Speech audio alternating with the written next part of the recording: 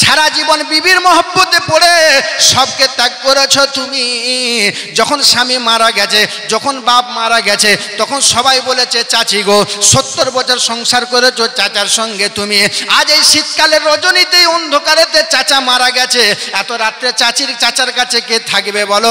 আজকে রাত্রে চাচার কাছে তুমি একটু থাকো, সকালবেলায় এসে আমরা লাশটা বার করে নেব। থাকবে চাচি? চাচি থাকবে? যে ছেলের জন্য খোদাকে আমি চিনলাম না, ওই ছেলেকে যদি বলে যাই সত্তার রে তোর আব্বা আজকে রাত্রে মারা গেছে, এই পৌষ মাসের কনকনা ঠান্ডাতে তোর আব্বাকে বাইরে রাখলে কে তোর আব্বার কাছে থাকবে বল? তোদের যে বাড়িতে দামি খাটটা আছে, তোদের বাড়িতে যে দামি পালংটা আছে, সারা জীবন তোর আব্বা তোদের জন্য কষ্ট করেছে রে। তোর যে দামি পালংটা আছে, আজকে রাত্রে তোর আব্বাকে ওই পালংয়ের উপরে শুইয়ে দিয়ে তোর আব্বার কাছে আজকে রাতটা তুই থাকবে সন্তান? থাকবে না? থাকবে না? থাকবে না। আল্লাহ বলে দুনিয়ায় সবাই স্বার্থপর রে বান্দা, স্বার্থ যতদিন তার থাকবে ততদিন তোমাকে পরিচয় দিবে।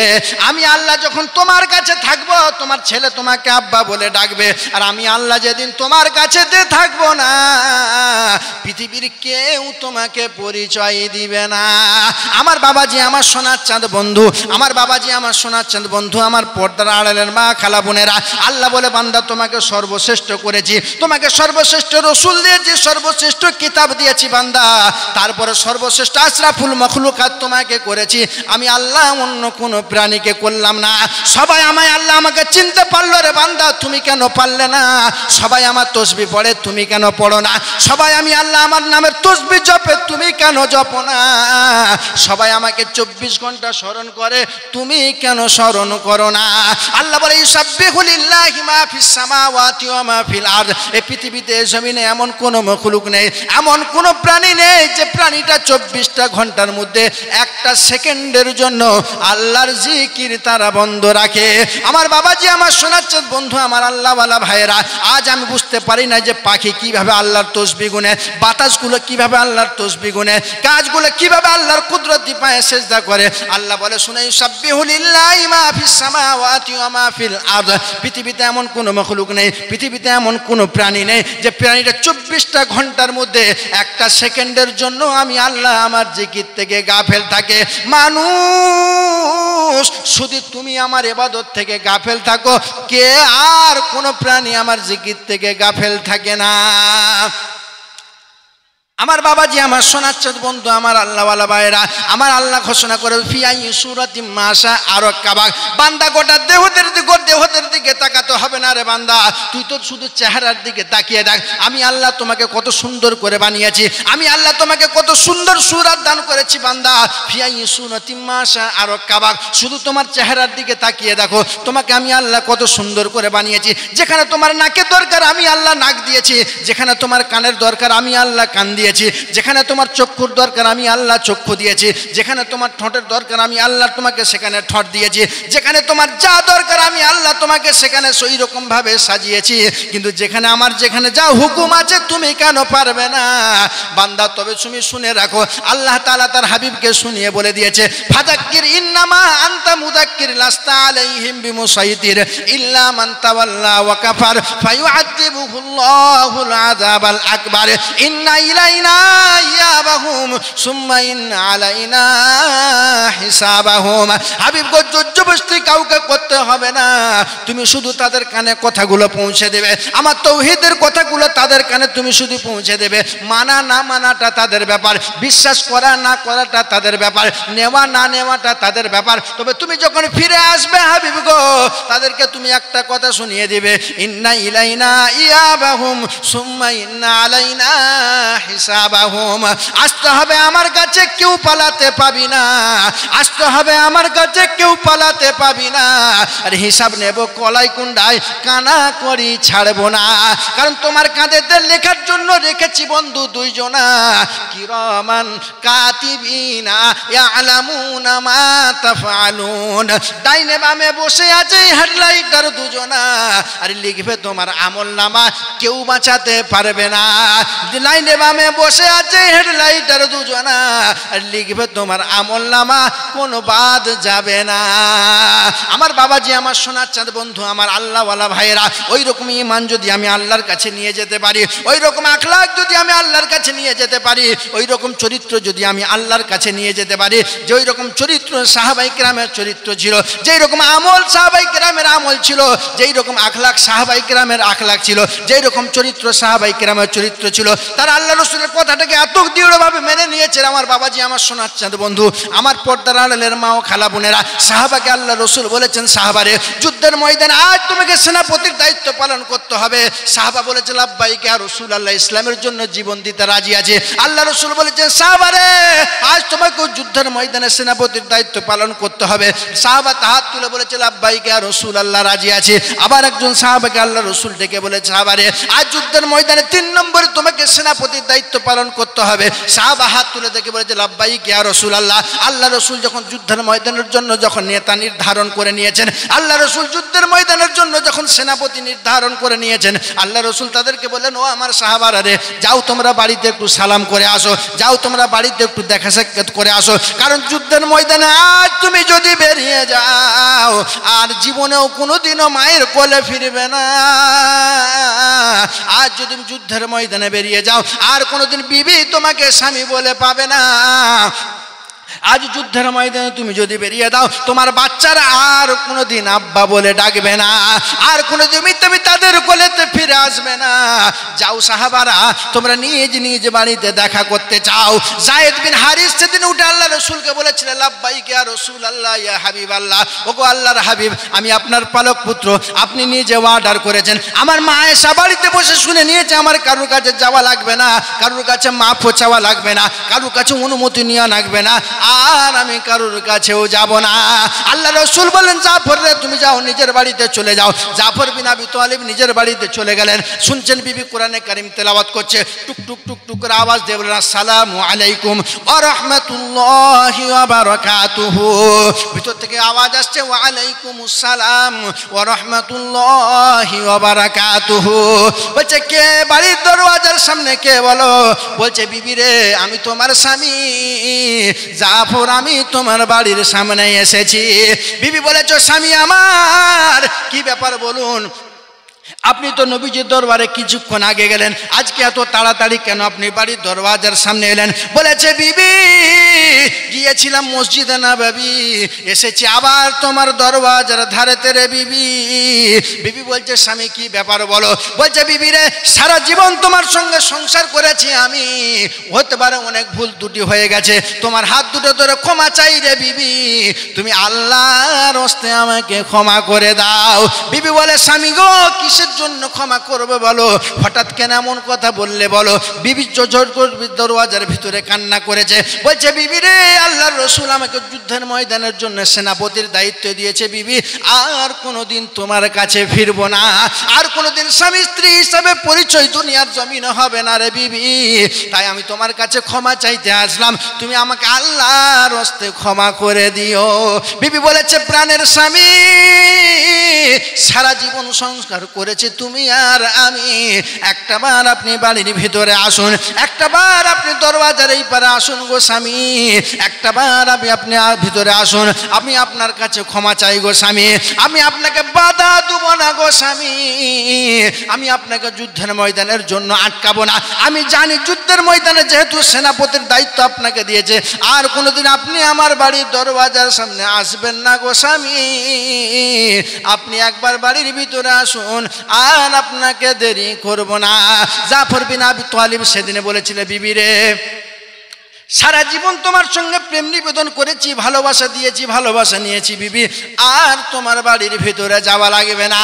বাড়ির ভিতরে যদি যায় আল্লাহ রসুলের কথাটা ছোট্ট হয়ে যেতে পারে, বাড়ির ভিতরে যদি যায় আল্লাহ রসুলের হুকুমটা দেরি হয়ে যেতে পারে, সেই জন্য আমি বাড়ির ভিতরে যাব না বিবি, হাসরের ময়দানে, কিয়ামতের ময়দানে দেখা হবে। আমার বাবাজি, আমার সোনার চাঁদ বন্ধু, আমার আল্লাহওয়ালা ভাইয়েরা, আমার সোনার চাঁদ বন্ধুরা, মা খালা বোনেরা, আল্লাহ রসুল সাল্লাল্লাহু আলাইহি ওয়াসাল্লামের সাহাবা মসজিদে নববীর দিকে যখন ঘুরে মুখটা করে যখন হাঁটতে শুরু করেছে, ছোট্ট ছোট্ট নাবালক দুটো বাচ্চা পিছনে পিছনে আব্বাকে আব্বা বলে ডেকেছে, আব্বা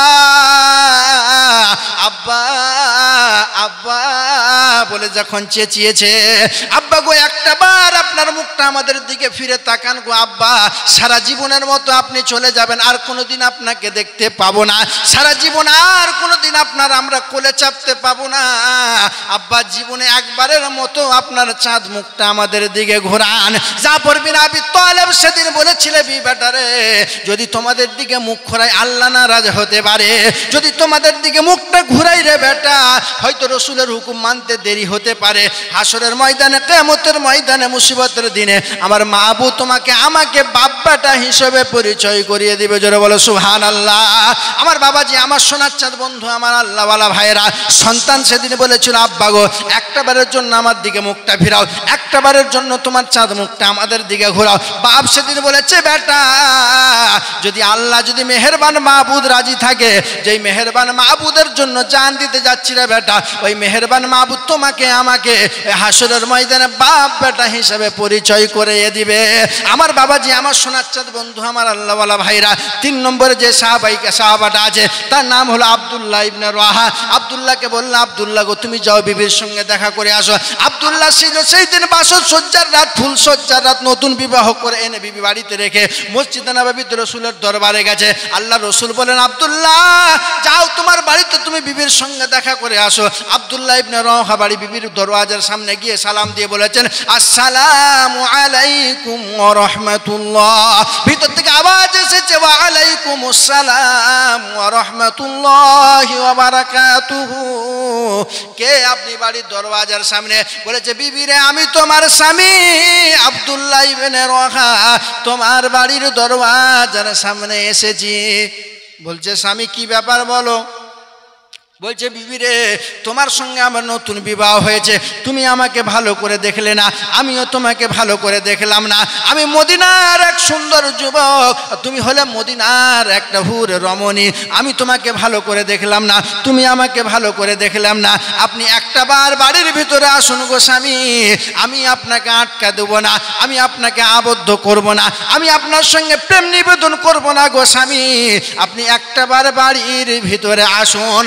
আমার বাবাজি, আমার সোনার চাঁদ বন্ধু, আমার আল্লাহওয়ালা ভাইরা, আব্দুল্লাহ ইবনে রাওয়াহা সেদিন বলেছিল, বিবি তোমার সঙ্গে বিবাহ হয়েছে নতুন আমার, আমিও তোমাকে দেখলাম না, তুমি আমাকে ভালো করে দেখলে না, তুমি আমাকে দেখলে না, আমিও তোমাকে এখনো পর্যন্ত দেখলাম না, তুমি আমাকে যেমন দেখলে না আমি তোমাকে দেখলাম না, কিন্তু বাড়ির ভিতরে যদি যাই রে বিবি তোমার প্রেমে হয়তো পড়ে যাব আমি।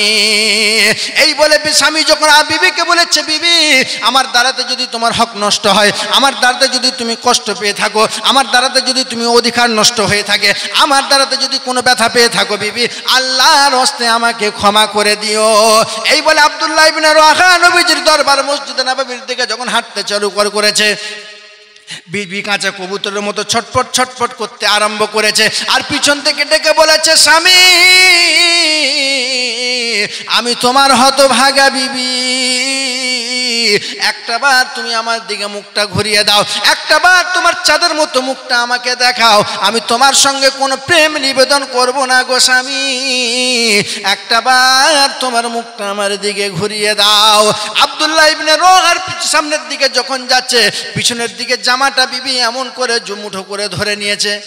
আব্দুল্লাহ ইবনে রাওয়াহা উলঙ্গ তরবারিটা নিয়ে, উলঙ্গ তরবারির ডগটা দিয়ে এমন করে মেরে দিয়েছে, বিবি জামার যেই জায়গাটা ধরেছিল ওই জায়গাটা ছিঁড়া হয়ে বিবির হাতে চলে গেছে, আর বলেছে, বিবি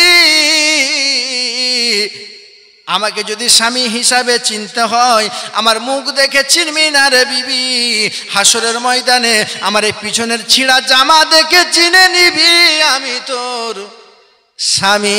জোরে বলো সুবহানাল্লাহ। আমার বাবাজি, আমার সোনার চাঁদ বন্ধু, আমার আল্লাহওয়ালা ভাইরা, সাহাবা বিবিকে বলেছে, বিবি আমার পিছনের জামা দেখে চিনে নিবি আমি তোর ওই স্বামী। আমার বাবাজি, আমার সোনার চাঁদ বন্ধু, সাহাবাই কেরামদের কতটা কুরবানি আছে, সাহাবাই কেরামদের কতটা ত্যাগ আছে, তবে ইসলাম আজ আমাদের কাছ পর্যন্ত এসেছে। হাসরের ময়দানে, কিয়ামতের ময়দানে যেদিন সাহাবারা যা ত্যাগ করেছে, যদি আল্লাহ কিয়ামতের ময়দানে আমাদেরকে বলে, ও বকুবিনাথ বাটির লোকেরা, ও কেশপুর থানার বন্ধুরা, আমার বাবাজিরা, বলো যে ইসলাম আমরা তোমাদের কাছে রেখে এসেছি, বাচ্চাকে কুরবানি কুরবানি করেছি, যে ইসলাম তোমাদের কাছে আমরা রেখে এসেছি, মায়ের কোল থেকে যুদ্ধের ময়দানে লাফিয়ে জীবন দিয়েছি, যে ইসলামকে তোমাদের কাছে আমরা রেখে এসেছি, যে ইসলামকে তোমাদের কাছে আমরা দিয়ে এসেছি, আমার নিজের বাচ্চাকে যুদ্ধের ময়দানে শহীদ করেছি, যে ইসলাম তোমাদের কাছে রেখে এসেছিলাম, বিবিকে বিবাহ করেছি, মার কোল থেকে লাফিয়ে গিয়ে যুদ্ধের ময়দানে জীবন দিয়েছি, বিবি ডেকেছে তাকাই নাই, বাচ্চা ডেকেছে সাড়া দিই নাই, ইসলামকে বাঁচানোর জন্য নিজের জীবন দিয়ে আমরা নিজের ইসলামকে বাঁচিয়ে এসেছি। বলো ও গোপীনাথ বাটির মুসলমান, ও কেশপুরের মুসলমান, মেদিনীপুরের মুসলমান, বলো সেই ইসলাম সেই দিনের তোমরা কি করে এনেছে? বলো কি মুখ দেখাবো আমরা? ও বাবাজি, তাদের সামনে কি মুখ দেখাবো? তারা তো নিজের সন্তানকে ইসলামের জন্য কুরবানি করে দিয়েছে, নিজের বাপকে ইসলামের জন্য বিলীন করে দিয়েছে, নিজের বিবিকে ইসলামের জন্য বিবাহ করে দিয়েছে, বাচ্চাকে এতিম করে দিয়েছে। আমি আপনি কি করতে পেরেছি? আমাকে জীবন দিতে হবে না, আমাকে জীবন দেওয়া লাগবে না, মায়ের কোল থেকে লাফিয়ে গিয়ে যুদ্ধের ময়দানে আমাকে জীবন দেওয়া লাগবে না, আমার বিবিটাকে বিবাহ করতে আমাকে হবে না। আল্লাহ বললেন, মান তামাসসাকা বিসুন্নতি ইনদা ফাসাদি উম্মতি ফালাহু আজরুন মিআতি শাহীদিন। আল্লাহ রাসূল বলেন, ফিতনার জামানাতে, শেষ জামানাতে, আখিরি জামানাতে যদি আমার উম্মত আমার একটা সুন্নতকে জিন্দা করতে পারে, যদি একটা সুন্নতকে জিন্দা করতে পারে, মরা সুন্নতকে যদি জিন্দা করতে পারে, আমি নবী মুহাম্মদুর রাসূলুল্লাহ আমার এই জামানাতে 100 মানুষ ওই রকম যুদ্ধের ময়দানে জীবন দিলে যেই পরিমাণ সওয়াব হবে, ওই পরিমাণ সওয়াব আল্লাহ তার নামায়ে আমালে লিখে দেবে। জোরে বলুন না সুবহানাল্লাহ, আরো জোরে বলুন সুবহানাল্লাহ, জোরে বলি নারায়ে তাকবীর। বাবাজি একবার জোরে তাকবীর দিবেন। 1.5 ঘন্টা 2 ঘন্টা ওয়াজ করেছি, একবার আপনাকে বলি না জোরে সুবহানাল্লাহ বলুন, একবার আপনাকে বলি না জোরে তাকবীর দেন। আমি এই জন্য একবার আপনাকে জোরে তাকবীর দিতে বলবো, যে অসভ্য কুটুমগুলো এসেছে আর যে অসভ্য লোকগুলো এখানে থাকে, তারা যেন, যারা খেয়েছে আর কি, সারাদিন হাঁসের মতো চুরেছে, আর খল্লা যারা এশার নামাজের পরে ভর্তি করে ফেলেছে আর কি, বাখর যারা ঘুমিয়ে পড়েছে এশার নামাজের পরে, আমরা একবার তাকবীর দেবো, ওরা জলসায় না আসে না আসুক, অন্তত যেন মশারি থেকে বেরিয়ে পেশা বসে আর একবার শুয়ে পড়ে। বুঝতে পারছেন না পারেনি? একবার তাকবীর দেবো যেন ওরা একবার ঘুম থেকে উঠে পেশাব বসে যেন শুয়ে পড়ে, তাহলে কুটুম বাড়িতে যে বিছানায় পেশাব করে দিলে সেটা মান সম্মানের শেষ থাকবে না। জলসায় না বসে বসুক, ও খেয়ে ঘুমাক, অন্তত একবার পেশাব বসে আবার ঘুমিয়ে পড়ুক। একবার তাকবীর দেন দেখি, নারায়ে তাকবীর। না না, এতে ঘুম ভাগবে না বাবজি। সবাই একসঙ্গে বলুন নারায়ে তাকবীর, আল্লাহু আকবার। একসঙ্গে সবাই নারায়ে তাকবীর, আল্লাহু আকবার। ওরা অন্তত বুঝুক যে না, জলসা হচ্ছে, আমি এসেছিলাম জলসার উদ্দেশ্য, কিন্তু খেয়ে পান্ডুল ভর্তি করে শুয়ে আছি, একবার অন্তত পেশাব বসে শুব। আমার বাবাজি, আমার সোনার চাঁদ বন্ধু, আমার আল্লাহওয়ালা ভাইরা, একদিন সবাইকে দুনিয়া ছেড়ে চলে যেতে হবে বাবজি। কেউ দুনিয়ায় চিরস্থায়ী থাকবে না, থাকবে? কেউ থাকবে। 7 মুলুকের বাদশা ছিলেন সেকেন্দার, 7 মুলুকের বাদশা ছিলেন সেকেন্দার। 7টা মুলুকের বাদশা আল্লাহ তাকে দান করে, বাদশাহিয়াত দান করেছিলেন, কিন্তু সে তার প্রজা, তার মন্ত্রিসভার মন্ত্রীদেরকে, তার বাড়ির চাকর বাকরদেরকে কি বলে গেছে জানেন? যে আমি দুনিয়া থেকে চলে যখন যাব না, সবাই আমাকে ফলো করবে। করবে না? করবে না? এত একটা নামি দামি লোক, তাকে ফলো করবে, বক্তাকে যেভাবে ফলো করবে, স্কুলের মাস্টারকে সেভাবে ফলো করবে? করবে না। অর্থাৎ 7 মুলুকের বাদশা বলে যাচ্ছে, আমি যখন মারা যাব না, গোটা জগতের লোক আমার দিকে তাকিয়ে থাকবে। তো মন্ত্রিসভার মন্ত্রীরা, তোমাদেরকে বলে যাচ্ছি, আমি যখন মারা যাব, কাফনের বাহিরে আমার 2টো হাত তোমরা রাখবে। কি বলছেন? আমি যখন মারা যাব, আমার কাফনের বাহিরে তোমরা 2টো হাত রাখবে। তো মন্ত্রিসভার মন্ত্রীরা জিজ্ঞাসা করছে যে জাহাপানা, আমরা ছোট্টবেলা থেকে আজ পর্যন্ত যত মানুষের দাফন কাফন করলাম, কাফনের ভিতরে হাত রাখলাম, আজ আবার আপনি নতুন কথা বলছেন যে কাফনের বাহিরে আপনার হাত রাখতে হবে? 7 মুলুকের বাদশা সেকেন্দার সেদিন বলেছিল, শোন, গোটা জগতের মানুষ আমার দিকে দেখুক, আমাকে আল্লাহ কত ধন সম্পদ দিয়েছে, আমাকে কত অট্টালিকা দিয়েছে, আমাকে কত সোনাদানা দিয়েছে। জগতের মানুষ দেখুক, সাত মুলুকের বাদশা সেকেন্দার দুনিয়া থেকে চলে যাচ্ছে খালি হাতে চলে যাচ্ছে, কিচ্ছু নিয়ে যেতে পারে না। সাত মুলুকের বাদশা, আমার সোনার কমি ছিল না, আমার টাকার কমি ছিল না, আমার সম্পত্তির কমি ছিল না, আমার সম্মান আর ইজ্জতের কমি ছিল না, কিন্তু আমি আজ দুনিয়া থেকে চলে যাচ্ছি খালি হাতে। জগতের মানুষ দেখুক। এই জন্য কবিতার নিজের ভাষায় বলেছেন, সাত মুলুকের বাদশা ছিলেন সেকেন্দার, উজিরকে ডাকিয়া কহেন সমাচার। সাত মুলুকের বাদশা ছিলেন সেকেন্দার, উজিরকে ডাকিয়া কহেন সমাচার। শোনো শোনো ও গৌজির মেরি বাত, এ কাফনের বাহিরে রেখো আমার দুটি হাত। লোকে যখন জিজ্ঞাসিবে তোমাকে, এই ভালো করে বুঝিয়ে বলো তাদেরকে। কি বুঝিয়ে বলবে? ধনে জনে,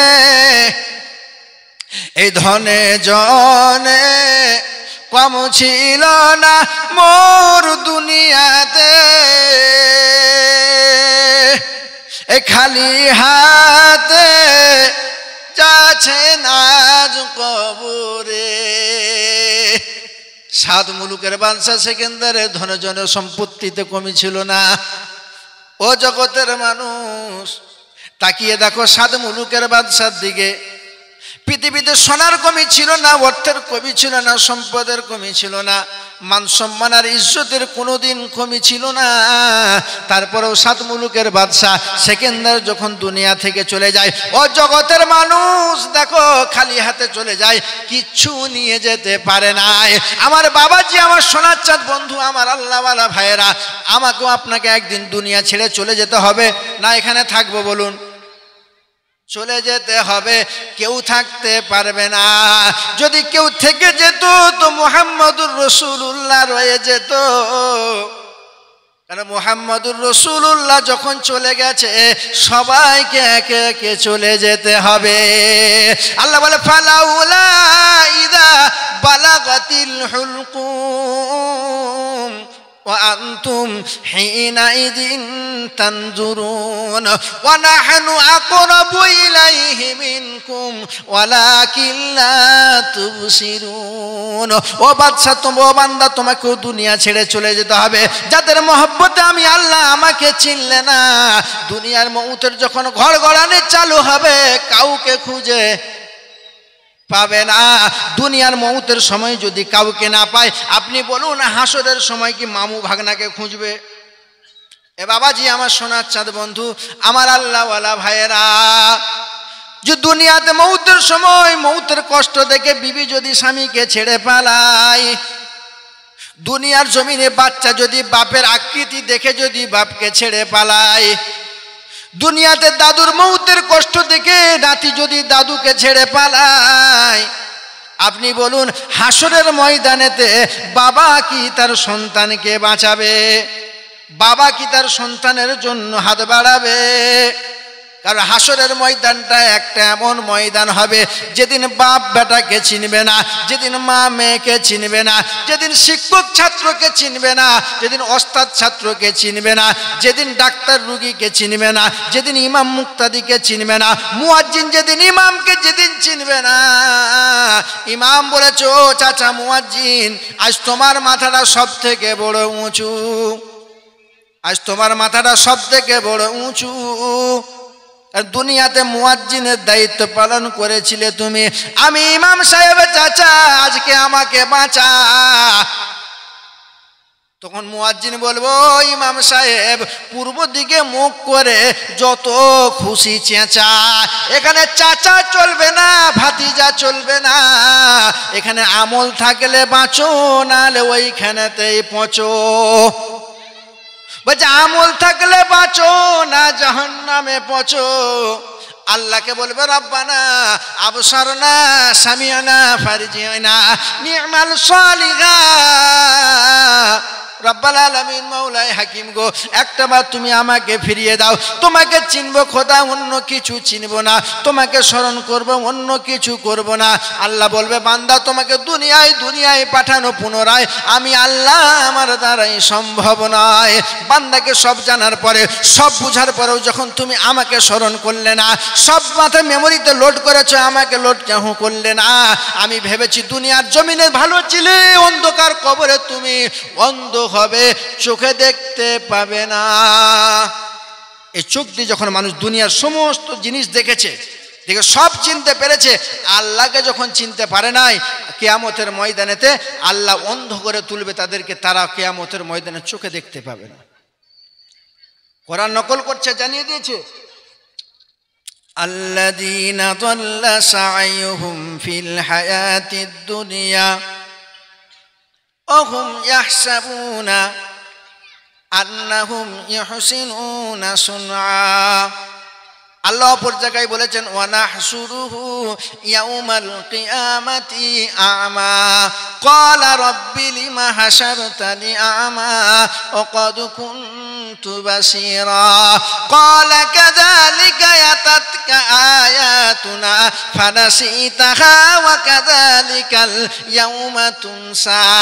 এ চোখ থাকতে যখন দুনিয়া দেখে যখন আমাকে চিনতে পারলে না, আমি আল্লাহ তো বলেছিলাম সিরু ফিল আরদি সুম্মা কাইফা কানা আকিবাতুল মুকাদ্দিবিন। গোটা দুনিয়া তুমি ভ্রমণ করো, গোটা দুনিয়ার কানুন যেমন তোমার আল্লাহর কানুন তোমার উপরে তেমন, গোটা দুনিয়া তুমি ভ্রমণ করো, নাজ নিয়ামত দুনিয়া দেখে তুমি ঈমানটাকে মজবুত করো। ওই জন্য আমি আল্লাহ বলেছিলাম দুনিয়া দেখবি রে, সিরু ফিল আরদি সুম্মা নজুরু কাইফা কানা আকিবাতুল মুকাদ্দিবিন। এই চোখ দিয়ে আমি আল্লাহ আমার সমস্ত জিনিস দেখবি বান্দা, দেখে আমার উপরে ঈমানটাকে বিশ্বাস করে, ঈমানটাকে গাঢ় করে তুই অন্ধকার কবর ছেড়ে অন্ধকার কবরে তুই আসবি। কারণ মুসলমান হলে কবরে রেহাই, না হলে কিন্তু কবরে অন্ধকার কবরে উদুম পিটায়। আমার বাবাজি, আমার সোনার চাঁদ বন্ধু, আমার আল্লাহওয়ালা ভাইরা, আমার পর্দার আড়ালের মা ও বোনেরা, নিজের আমল নিজে করুন, অন্য কেউ করে দিবে না। নিজেরা কাজ নিজে করুন, অন্য কেউ করে দিবে না। কারণ সন্তান যখন মায়ের হবে না, মা যখন সন্তানের হবে না, কেউ কারোর জন্য কিছু করতে পারবে না। আল্লাহ বলেন ওয়াসাহশুরুহু ইয়াউমাল কিয়ামাতি আমা।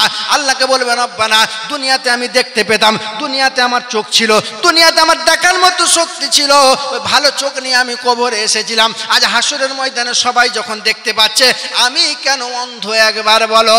আল্লাহ বলে বান্দা শোন রে, এই চোখ দিয়ে দুনিয়ায় সব চিনেছিলি, এই কান দিয়ে দুনিয়ায় সব শুনেছিলি, এই চোখ দিয়ে যখন আমি আল্লাহ আমাকে যখন চিনতে পারলি না, আমি আল্লাহ মনে করেছি আজ হাসরের ময়দানে তোর মতো শয়তানের চোখের দরকার লাগবে না।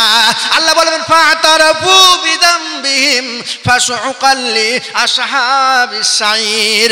ফেরেশতাকে বলবে ফেরেশতারে, ও মালিক জাহান্নামের ফেরেশতা, ফাতারাফু বিদামবিহিম ফাসুকাল লিআসহাবিস সাইর, টুটি ধরে ধরে জাহান্নামে ফেলো।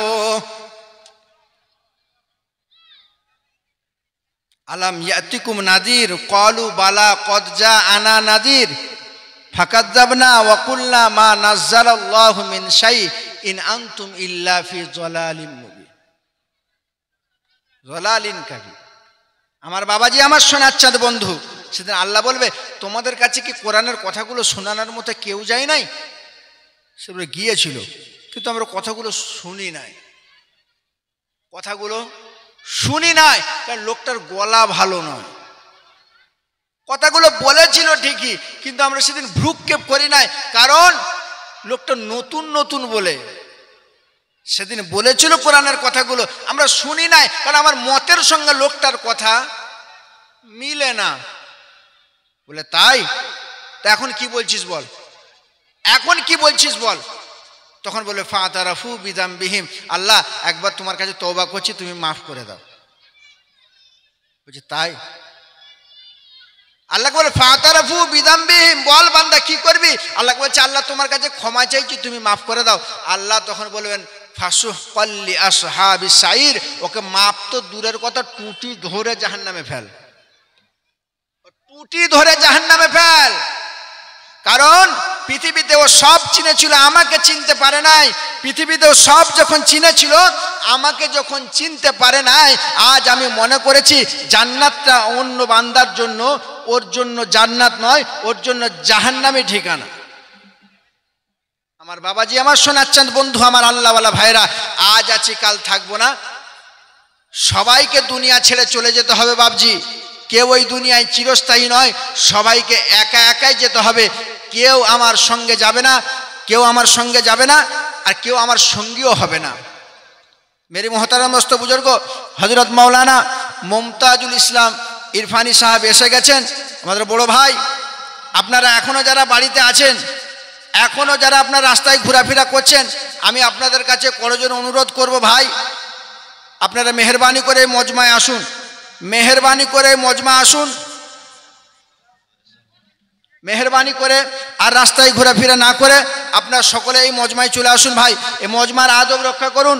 হযরত মাওলানা মুমতাজুল ইসলাম ইরফানি সাহেব এসে গেছেন, আর আমি অযথা সময় আর নষ্ট করব না। আমি আমার বক্তব্য এখানে ইতি টানলাম। আসসালামু আলাইকুম ওয়া রাহমাতুল্লাহি ওয়া বারাকাতুহু।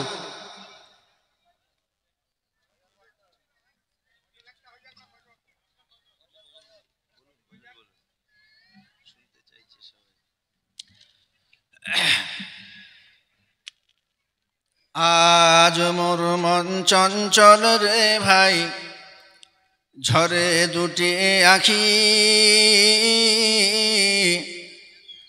আজ মোর মন চঞ্চল রে ভাই, ঝরে দুটি আখি। এই বুঝাইলে মন বুঝিস না, তুই কোন জঙ্গলের পাখি রে। আজ মোর মন চঞ্চল রে, আজ মোর মন চঞ্চল রে ভাই, ঝরে দুটি আখি। এই বুঝাইলে মন বুঝিস না, তুই কোন জঙ্গলের পাখি রে। আজ মোর মন চঞ্চল রে। কাঁচা বাঁশের খাট পালঙ্ক, শুকনো পাটের দড়ি। কাঁচা বাঁশের খাট পালঙ্ক, এই শুকনো পাটের দড়ি। এই এমন বাধা বাঁধবে রে তোর সুন্দর দেহ খানি রে। আজ মোর মন চঞ্চল রে, আজ মোর মন চঞ্চল রে ভাই, ঝরে দুটি আখি। এই বুঝাইলে মন বুঝিস না, তুই কোন জঙ্গলের পাখি রে।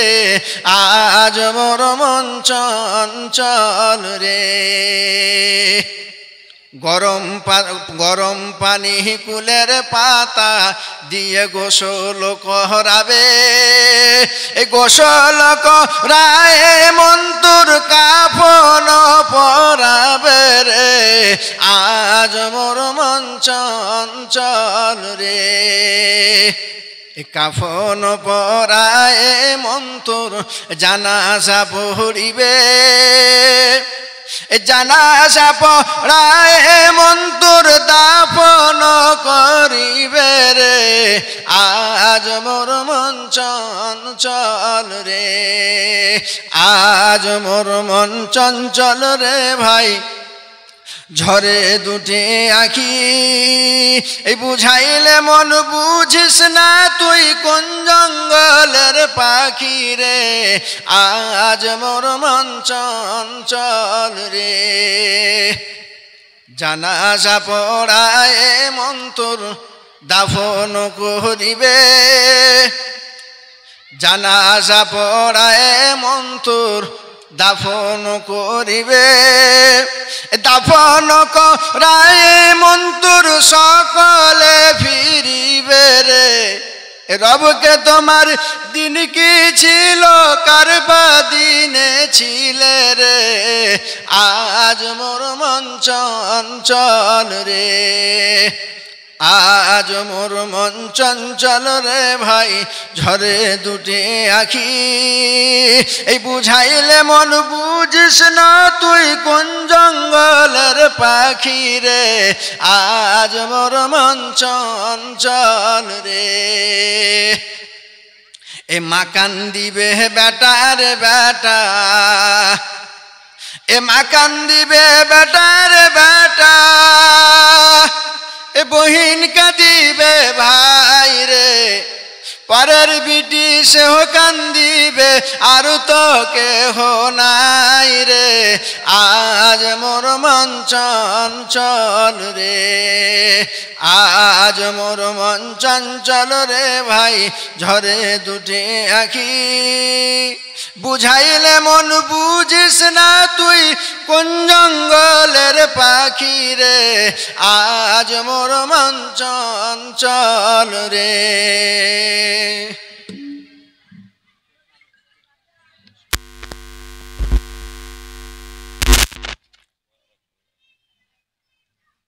যে সকল ভাইয়েরা এখন পর্যন্ত রাস্তার উপরে দাঁড়িয়ে রয়েছেন, আপনাদেরকে সে শুরু থেকে বলা হচ্ছে যে পরিবেশটা যেন একটু খারাপ টাইপের লাগছে, নষ্ট না করে আপনারা আপনাদের জন্য সুন্দর জায়গার ব্যবস্থা করা হয়েছে।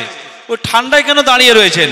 ঠান্ডায় না দাঁড়িয়ে থেকে প্যান্ডেলের মধ্যে সুন্দর জায়গার ব্যবস্থা করা আছে, আপনারা প্যান্ডেলের মধ্যে এসে বসুন।